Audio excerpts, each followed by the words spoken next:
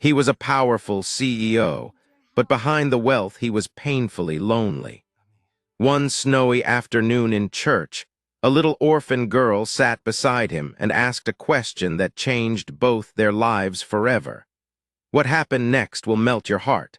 The soft snowfall drifted through the open doors of St. Catherine's Church as 35-year-old Jonathan Hayes sat alone in one of the back pews, seeking the quiet solitude that had become his refuge from the emptiness of his successful but lonely life. As the chief executive officer of Hayes Industries, Jonathan commanded boardrooms and managed millions of dollars. But the wealth and power had never filled the void left by his failed marriage and the family he had never been able to have. The church was nearly empty on this weekday afternoon, with only a few other people scattered among the wooden pews. The colored light from the stained glass windows cast gentle patterns across the floor, and the peaceful atmosphere provided Jonathan with a rare moment of calm in his otherwise hectic schedule. As Jonathan sat in contemplative silence, he became aware of a small commotion near the front of the church.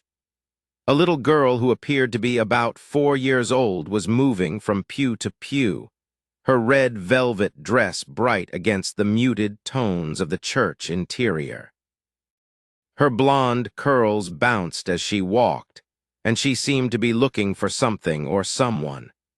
Jonathan watched as the child approached various people in the congregation, speaking to them quietly before moving on to the next person.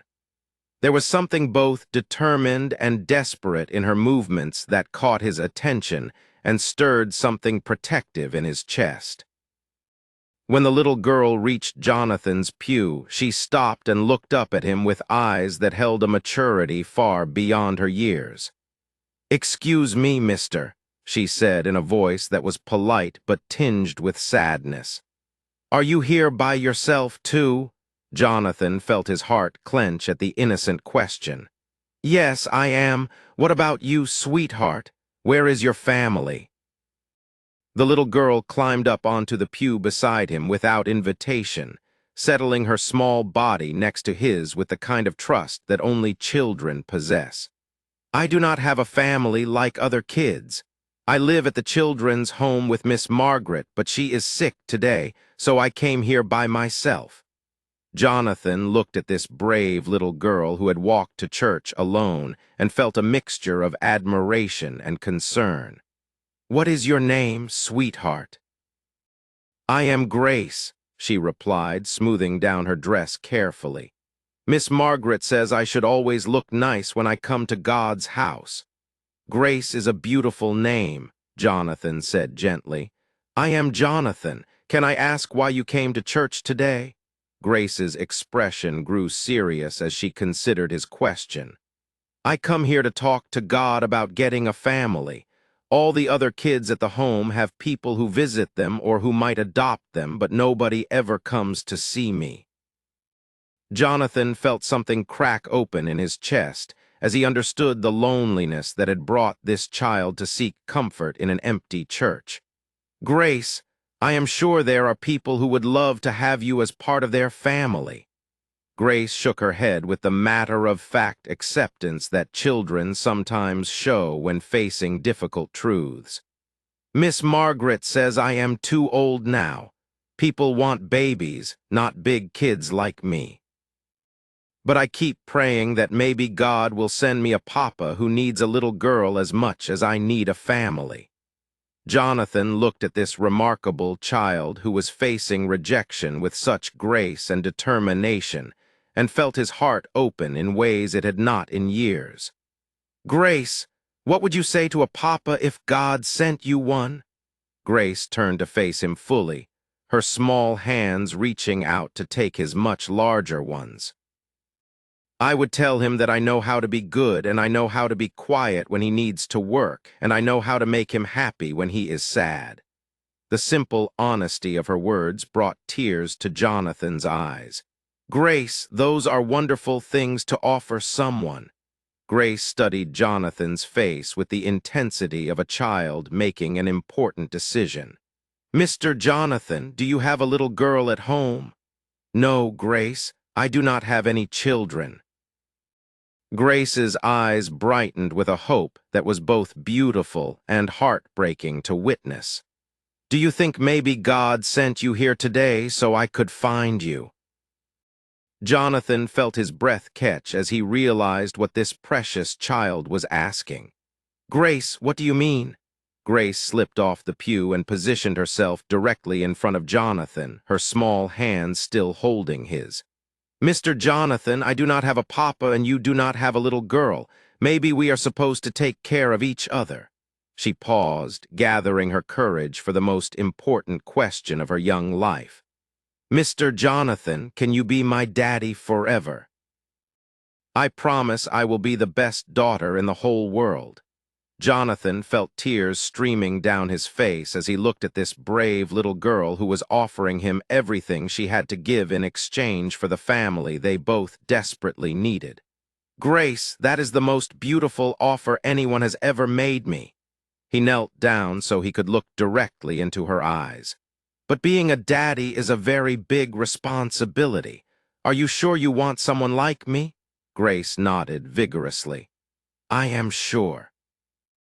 I have been praying for a papa who has kind eyes and a gentle voice, and you have both of those things." 3 months later, after navigating the complex adoption process with the help of social workers who were amazed by the obvious connection between Jonathan and Grace, they stood together in the same church where they had first met.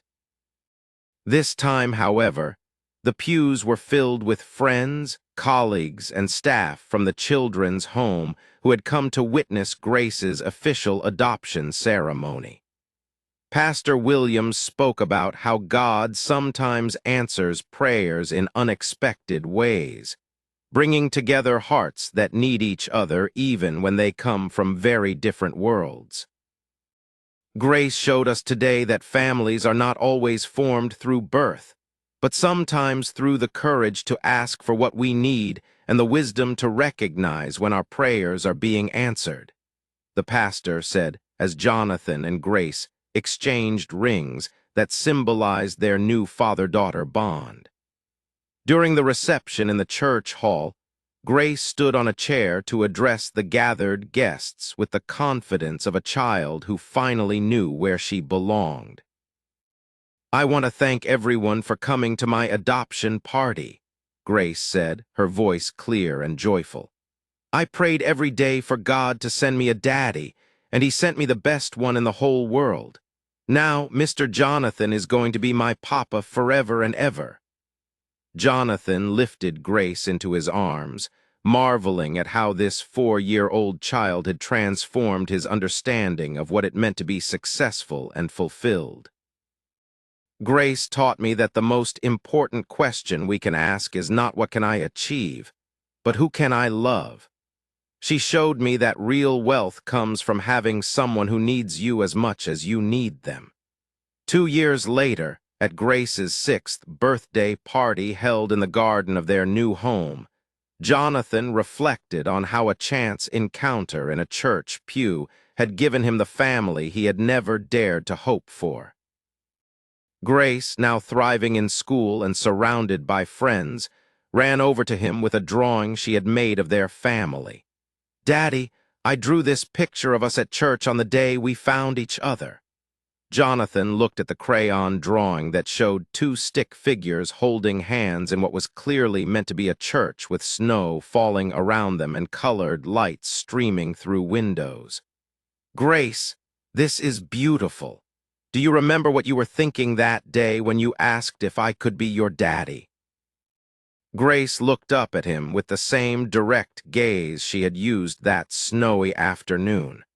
"I was thinking that you looked lonely like me, and maybe lonely people are supposed to help each other not be lonely anymore." Jonathan hugged his daughter close, understanding that her childlike wisdom had been exactly right. The lonely CEO and the orphaned little girl had indeed been meant to find each other, not through business plans or formal arrangements, but through the simple courage to ask for love and the grace to recognize it when it appeared. Sometimes, Jonathan thought, the most important meetings happen not in boardrooms, but in quiet churches, where a child's honest question can change two lives forever, and where the promise to love someone forever can be made with nothing more than snow falling through stained glass windows, and the faith that some bonds are strong enough to last a lifetime. And if this story touched your heart, don't forget to subscribe for more powerful stories. Share this with someone who believes in love, and let us know in the comments what family means to you.